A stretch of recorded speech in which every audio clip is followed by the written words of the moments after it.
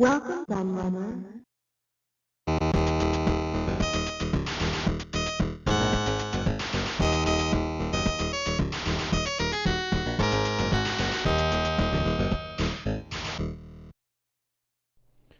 Hello everybody, Kieran aka the Laird here, and I've got a pretty cool video for you today because as you can see we're going to be looking at an old vintage board game in the form of Sega's Turbo.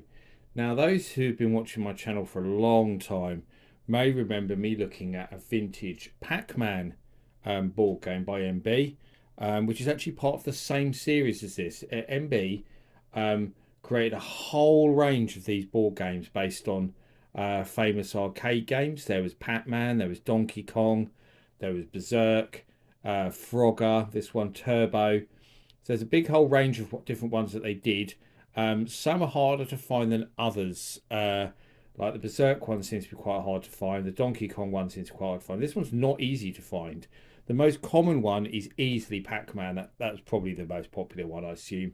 And the Frogger one's fairly easy to find as well. I've nearly bought the Frogger one a few times because I've seen it. There was a shop near me had one for sale, but it was a little bit more than what I wanted to pay. Um, so I nearly bought that, and I saw it at an event once as well. But again, it was a little bit more than I wanted to pay for it, so I kind of passed up on it a couple of times actually. But I kind of wish I bought it now. But this one um, actually came up on my eBay searches. Not searches, recommended items, something completely unrelated. I'd actually bought a board game for my wife, the a Dungeons and Dragons one, which I may look at on the channel as well, actually, because she really, really wanted it. She's got amazing nostalgia for the Dungeons and Dragons cartoon, and I bought it for her birthday, and she was really pleased with it.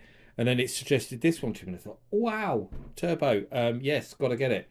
Because it's based on the arcade game, and I love Sega's Turbo arcade game. It says down there based on the Action Packed arcade game. And of course, Turbo was one of the arcade games that was featured in Wreck It Ralph, and the baddie was based on Turbo, although they took some liberties in the way that the Turbo game was and stuff. But yeah, it was still in there. It was still something that was in the one of the many references to old arcade games in the Wreck It Ralph films. Um, so yeah, so that's pretty cool as well, isn't it? So here it is, Turbo. I mean, I say I've looked at Pac-Man before. I'll link that in the comments. If anyone wants to see the Pac-Man board game, they missed it and want to see that one. I will link it down below. But let's take a look at this one. So as you can see, it's not in bad condition. There is some damage to the corners a little bit, which you pretty much always find with these old things. To be honest, the boxes are quite often torn in the corners with these old board games, but as you can see, generally the box itself is in pretty good nick. There's nothing on the back at all, and I paid a tenner for this, £10. So I cannot complain at that at all. £10 for old board game like this. I was really interested to see what it had to offer, and it looks quite exciting, doesn't it? From the image here with all the cars on the track. There's an ambulance there and graphics and stuff. So let's have a look what we've got inside then. We'll stick that to the back. We've got our board first, of course. So this is always the hard part. I was trying to show the board on the camera. Oh, this opens triple. This is actually even harder to show. So look at that. Yeah. I'm not even sure if I'm going to be able to get all that in shot, really. That's about the best I can do, I think, to show you the actual board. So this is a huge board, so much bigger than the one for Pac-Man, and a lot bigger than you'd expect to find actually with these old games. Huge board, and you'll see that on the board there is little parts, like you can see there's dots. I want you to remember all these things because these are important. There's yellow, what look like kind of chicanes. There's red parts that are kind of crossed off, so cross hatching there on the red part there. And up the top here, I'll do that so you can see it, is some wavy blue lines, which is meant to represent ice. I have read all the instructions and stuff on how to play it. So we'll go through that in a minute though, because obviously that's quite important. But these are all important elements of the game itself. A starting grid is over there. So let's fold that up 1 second, and we'll put it I'll just put it to one side for a moment, just to get it out of the way, so we can see what other things we have. So rather than a dice like you get with most board games, and this is obviously quite an important thing as well, because this is another thing that makes this differ massively from all the other board games around at this time. We have these turbo wheels that you spin. It kind of reminded me a little bit of Twister, because you have to spin the wheel to do these things. Yes, 2 of them. You'll see that those wheels are pretty much identical. Apart from this one goes kilometres an hour, so goes up to 240, and this one has 1 to 4 in the middle part. But this is the important part. This is obviously the revs. The important part is the 1 to 6, 1 to 6, because that's like a dice throw. So you need your 1 to 6. These are just totally unimportant. They're just there to make it look cool, really. The only important parts you need are the 1 to 6s, because they're your dice throws. Instead of the dice, you have your wheel that you spin, which is an important part. We have all our little playing pieces. So there's the ambulance. I don't know if the camera's focusing very well on these. There's our little ambulance. The wheels don't move. No, it's not focusing at all. Can you focus? There we go. The wheels don't move at all. The wheels are fixed. Then we've got different types of racing cars. So I'll show you these, because some are coloured and some aren't. So in my hand there, you'll see we have a red one, there's a green one, a blue one, and a yellow one. And these are the player pieces.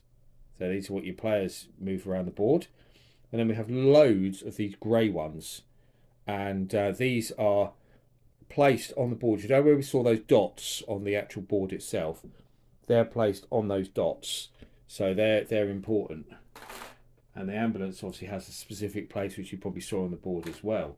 So that's all of the pieces that you need actually for this. There isn't a lot of different bits that you need. But what we'll do is we'll put this down a second, because on the back of here, like you always did back in the day, your rules would be on the inside of the box rather than in a booklet or a manual or anything. So this shows setting it all up and tells you what you have in here. So it says that you get a game board, you get 20 racing cars, an ambulance, and a double spinner. So it tells you how to set up all of that, which is pretty self-explanatory. I don't think we need to go through that. So this says, as I say, position a grey car in each of the 16 dots on the track. These are blocking cars which do not move during the game. Each player chooses a coloured car to drive in the race and spins one of the spinners. Whoever spins the highest number places his car in the pole position, the inside lane, behind the start-finish line. The player on his left places his car in the second lane, and remaining players follow accordingly, each in his own lane. Place the ambulance in the space marked with a red cross. The player in pole position plays first, followed by the left of the other players. So on your turn, you must spin both spinners and do the following. First, move your car along the track the number of spaces shown on either of the spinners. Always move the full count shown. Then move the ambulance or an opponent's car along the track the number of spaces shown on the other spinner. So if you spin these like this, and you've got 1 and 5, you might want to move your piece 5 because it's more advantageous, and you move your opponent car's 1. Then move the ambulance or an opponent's car along the track number space shown on the spinner. Yeah, we've done that. If your car is in such position on the track that you cannot move it the full amount shown on either spinner, then do not move your car that turn.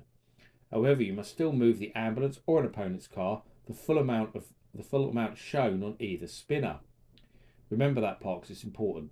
Moving a vehicle, your opponent's car or the ambulance, vehicles can move straight ahead or change lanes by moving diagonally forward to the left or right, as shown in diagram 3, which I'll show you in a minute. Vehicles cannot move sideways or backwards, as shown in diagrams 4, A and B. So I'll just show you this. So obviously this shows that you can move your car any direction. This shows the directions that you can move your car. And there's going to the side as well on a corner like that. But this is the important part. Says vehicles cannot move in any direction in the ice field. vehicles can move in any direction, sorry, the ice field. So that was that blue part that we saw earlier. I said to remember these things. Vehicles cannot land on a space occupied by any other vehicle, be that player or the grey cars. The grey blocking cars do not move during the game. They never move, so you can't move them at all. A vehicle can change lanes to pass and gain a track advantage, but may not move between other vehicles. See diagram 5. As you see here, this shows where you can move. So you can move round diagonally or around the side of cars. But that one is illegal passing, because although you can move diagonally, you can't here, because that move in a real race would be impossible, wouldn't it? Because you can't drive through the middle of them. It blocks you from moving. So that's the part you have to remember. It's quite complicated, really, actually.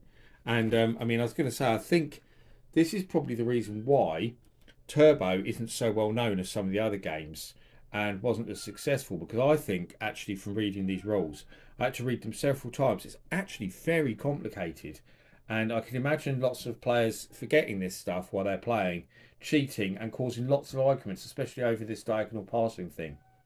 Changing lanes in a curve. Notice there are solid yellow lines between the lanes of each curve. Vehicles cannot cross a yellow line to change lanes, only towards the outside of the curve. So that's diagram 6 down here. So do you remember those yellow lines that were blocking? So basically, you can move outside of the lane, but you can't move back again. Those yellow lines are in the way. So the strategy here: the shortest distance around the curve is on the inside. So always try to move into an inside lane before entering a curve. So that's a good tip. But again, this is another thing you've got to remember. There's so many things you've got to remember about the way you can move your car, and I think, I think that makes this overly complicated. Because then we've got the chicane. This is the area with red stripes where the track narrows to a single lane. Vehicles must not move into a space with a red stripe. This shows, obviously, where we saw those red stripes, that you can't move into those sections because they're marked off. Ice field. This is an area with the wavy blue lines. It's the most hazardous obstacle on the track. How to move a vehicle on the ice field. A vehicle can move in any direction, backwards, forwards, and sideways on the ice field. When moving a vehicle backwards, do not move it off the ice field. A vehicle can change direction or land on the same space more than once during a move. Strategy hint: you and your opponents are all trying to manoeuvre your cars into a favourable position on the ice field. Try to move your own car forward into a position where you can move off the ice field on your next turn. Meanwhile, your opponents will try to move your car backwards on the ice field to prevent your escape. So you can kind of trap people there if you're clever. On your turn, if the next player to play is about to break out of the ice field, you should try to move his car backwards to prevent his escape. If the ambulance crosses the finish line, it is out of the game and will be removed from the board. So you can actually remove that one. Winning the game. The first player to take his car over the finish line wins the game. Pretty understandable, really. Drivers' Championship. Play a series of preset number of races and award 4 points for first place, 3 for second, 2 for third, and 1 for fourth place. The player with the highest number of points at the end of the series is the champion driver. Okay, this is if you want to play multiple games. Gameplay variation: choose your own positions for the 16 grey blocking cars before each game rather than putting on the spaces marked with dots. So it gives you an alternative way to play, basically. So yeah, so that's all the rules. I thought I wanted to read them to you because I think it's quite important. And we'll go back to the board a moment just so you can get a visualisation of what we just said. So here's the yellow lines. So you see, if you go on the inside, there's only 2 spaces to move. Where if you're on the outside, you've got to go 1, 2, 3, 4, 5, 6, 7 spaces, and those yellow lines stop you moving inwards, so you'd have to go through all of that way. You can move outwards but not inwards, and you've got that on all the turns, as you can see. There's your ice field, so that's what it's saying about the moving being different there because you can go backwards.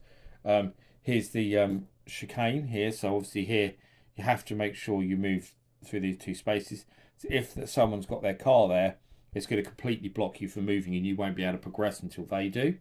So these are important things to remember. But yeah, I mean, it sounds quite cool, and I will try and find some people to play it with. Maybe might not be till I do Luton Comic Con later this year, where I've got a load of geeks who also like playing these kind of old board games. I might be able to persuade my wife to play it with me. But yeah, it is a bit overly complicated, I think. But it's a cool concept. I mean, I can see what they were trying to do to try and, actually make it seem like you're in a race and it's not just a standard old board game where you're throwing dice and moving around. But yeah, it is a little bit overcomplicated, I think. But I'd love to hear your thoughts about what you think of the Turbo board game. Did you have this back in the day and did you enjoy it? These are always things I like to know, especially if you've got some good memories or nostalgic stories about it. Arguments that you maybe have with your siblings or friends or whatever. That's always cool to hear. But that's it really. I must try and acquire some more of these. I think I'd really like to get the Berserk one. Especially, Zaxxon is another one actually there is as well. There's a Zaxxon one. I'd definitely like to get that as well. I think they're the next two I'd like to try and acquire. I'd love to have the whole set of these now. It's kind of sent me on a mission to want to own all of them. So yes, I'll try and get Zaxxon and Berserk, and I'm sure I'll cover some more of these on the channel in the future. But as always, I hope you enjoyed my look back at the Turbo board game. I've been the Laird, and I'll see you all again for another video very soon. Thanks for watching. Bye bye.